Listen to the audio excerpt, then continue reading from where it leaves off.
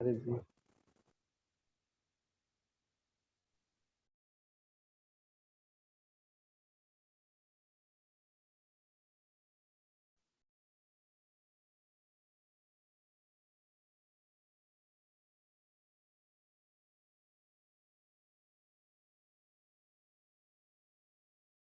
Hello,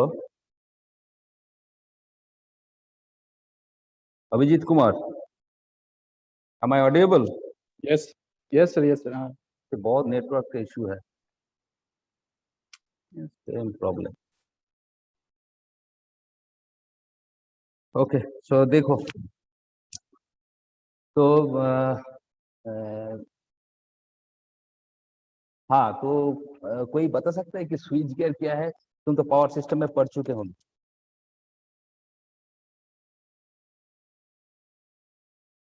तो chapter को start करने से पहले कुछ बेसिक चीज हमें डिस्कस करना होगा, ठीक है? बेसिक चीज जानना होगा।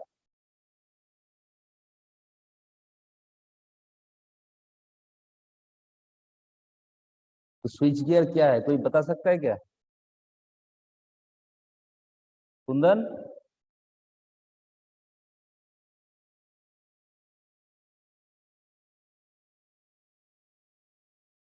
Kundan?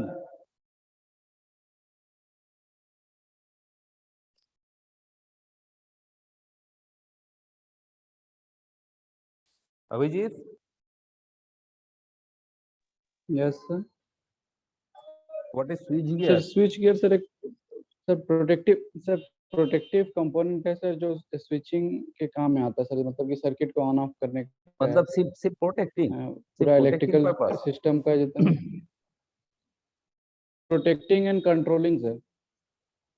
Protecting, controlling and also switching, है कि नहीं?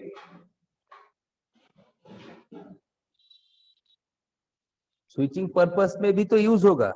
मतलब कि जो यस स्विच सर हाँ स्विचिंग सर। है, जैसे कि आइसोलेटर है, वाइल स्विच है, एयरबैग स्विच है, ये सारे के सारे स्विच क्या है? ये तो स्विच गियर है ना। यस सर स्विचिंग हाँ सो हम सिस्टम में switching, controlling and protecting purpose में जो apparatus को यूज करते हैं, उसे हम क्या कहते हैं? उसे हम यस सर स्विच गियर कहते हैं, ठीक है? मतलब कि the apparatus used, the apparatus used for switching, controlling and protecting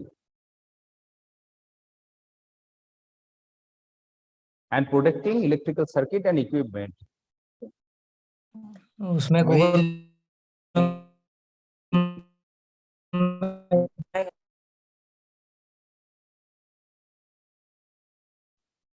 hello, yes sir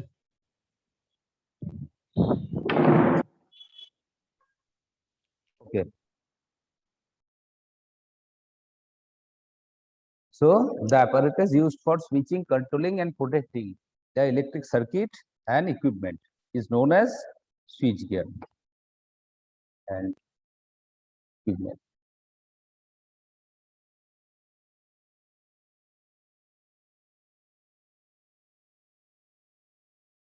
Known as, ठीक है। सो स्विच गियर जो इक्विपमेंट है, switch gear equipment,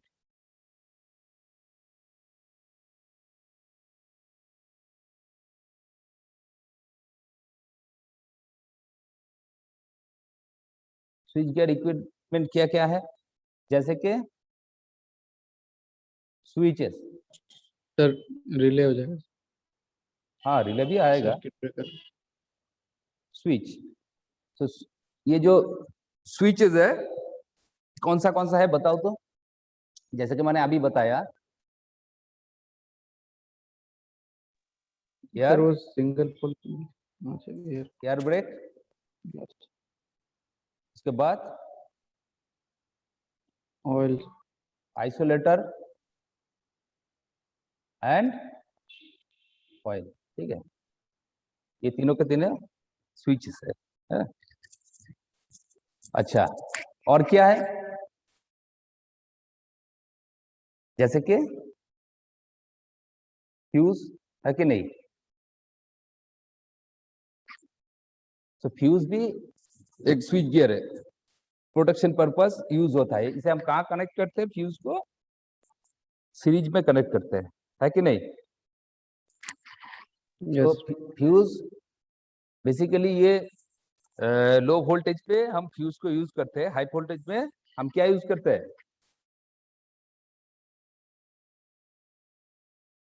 circuit breaker, है कि नहीं। High voltage high power yes applications में हम circuit breaker को यूज करते हैं, लेकिन लो वोल्टेज में फ्यूज को यूज करते हैं। लेकिन फ्यूज जो है ये भी एक लो वोल्टेज फ्यूज है एंड एक हाई वोल्टेज फ्यूज। जैसे कि फ्यूज तुमने पढ़ा होगा पावर सिस्टम में, रिवायरेबल फ्यूज है, किटकैट फ्यूज है, और ये सारे के सारे सब फ्यूज है, HRC फ्यूज है, बहुत सारा फ्यूज होता है। अच्छा, इसके बाद क्या है, सर्किट ब्रेकर। सर्किट ब्रेकर, सो सर्किट ब्रेकर बेसिकली 4 टाइप का होता है, जैसे कि oil circuit breaker, OCB, air circuit breaker, ACB, SF6 and VCB। VCB मतलब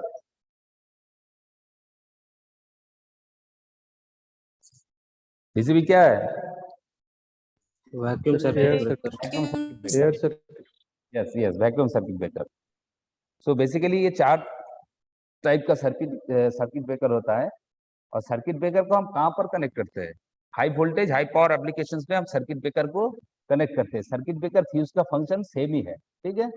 सर्किट ब्रेकर और फ्यूज का फंक्शन सेम ही है। ये भी सर्किट ब्रेकर क्या करता है, फॉल्टी पोर्शन को, मतलब कि हेल्दी पोर्शन को अनहेल्दी पोर्शन से अलग कर देता है, ठीक है, सेपरेट कर देता है।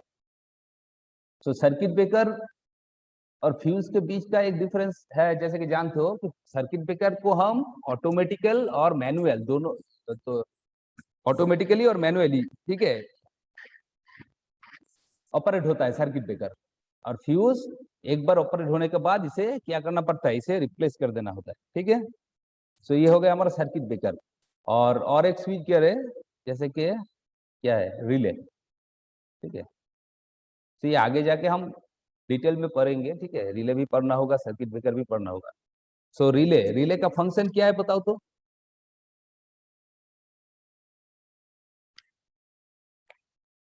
ट्रिपिंग सिग्नल को देगा सर वो। हाँ, सर फॉल्ट सेंस करना सर। फॉल्ट सेंस करना, यस कहाँ का फॉल्ट, सर लाइन का सर। और फॉल्ट सेंस करके वो करेगा क्या, फॉल्ट सेंस करने के बाद सर सिग्नल देगा सर सर्किट ब्रेकर को ट्रिप करने के लिए। यस। रिले का काम है, ये एक सेंसिंग डिवाइस है, ठीक है। ये फॉल्ट को सेंस करता है और सर्किट ब्रेकर को इंफॉर्मेशन देता है कि लाइन में फॉल्ट आ गया, चलो सबको ब्रेक करो, ठीक है। ये है रिले का काम। तो बेसिकली स्विच गियर में, स्विच गियर जो इक्विपमेंट होता है, जैसे कि स्विच होता है, फ्यूज होता है, सर्किट ब्रेकर होता है, रिले होता है, ठीक है। ये मेन कंपोनेंट है। अब देखो, ये सारे के सारे इक्विपमेंट हम कब यूज करेंगे सिस्टम में, ये कब यूज होता है, जब लाइन में फॉल्ट नाम का एक चीज आ जाता है कि नहीं। लाइन में फॉल्ट आ जाता है कि नहीं। सो फॉल्ट बेसिकली होता क्या है,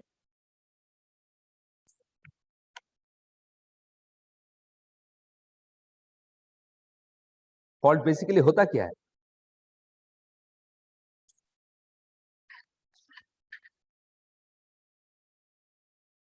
मान लो एक हमारा जो ट्रांसमिशन लाइन है, ये जनरेटिंग स्टेशन है, ठीक है। ये जनरेटिंग स्टेशन है, यहाँ से पावर को हम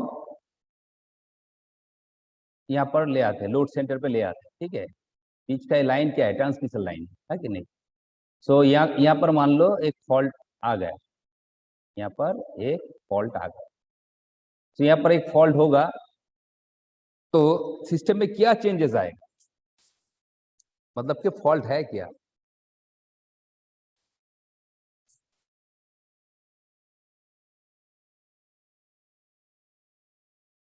सर फॉल्ट आने पर तो करंट हो सकता है, हाई करंट हो सकता है, हाई वोल्टेज बढ़ सकता है, तो इस तरह से तो वो फॉल्ट है सर।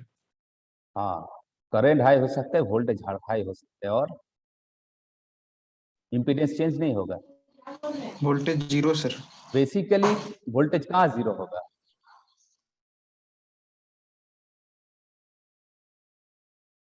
मतलब कि करंट हाई होने से वोल्टेज 0 हो जाएगा। नहीं सर, मतलब कि अगर ग्राउंड से कनेक्ट हो जाएगा तो वो। हाँ, वो तो कुछ कुछ कंडीशन है ना, ठीक है। सो बेसिकली जब सिस्टम में फॉल्ट अराइज होता है तो क्या होता है, इसका जो इम्पीडेंस होता है, इम्पीडेंस नाम तो सुना है, जेड, ये इम्पीडेंस का वैल्यू चेंज हो जाए। इम्पीडेंस का वैल्यू चेंज होने से क्या होगा, करंट, हमारा जो करंट का वैल्यू है क्या है, हाई भी हो सकता है, लो भी हो सकता है।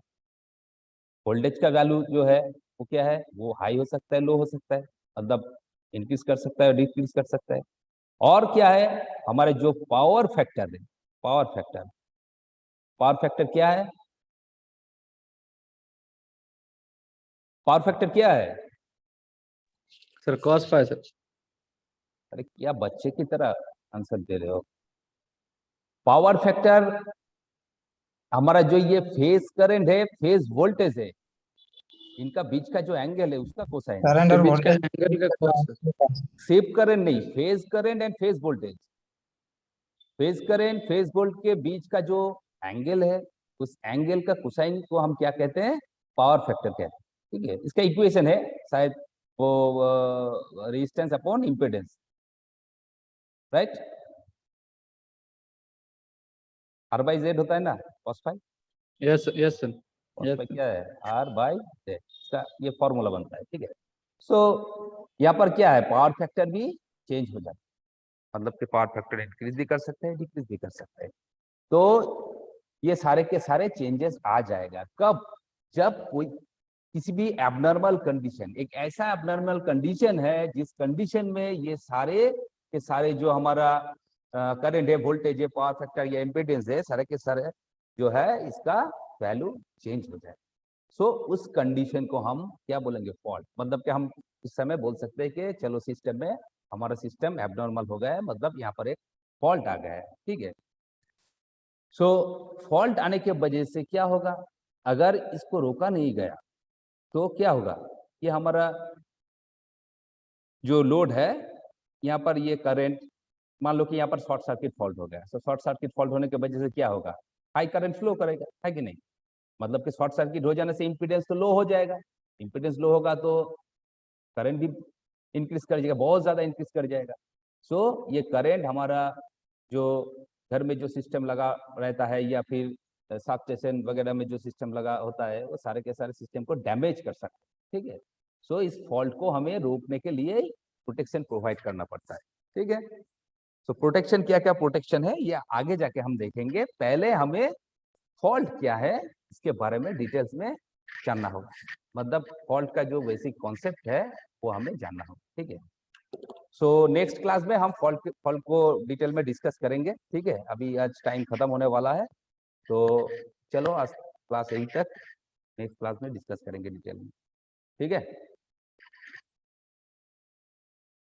और अभिजीत वो अटेंडेंस भेज देना, ठीक है। Hello, yes sir. और अटेंडेंस को भेज देना, ठीक है। Okay, yes. Thank you.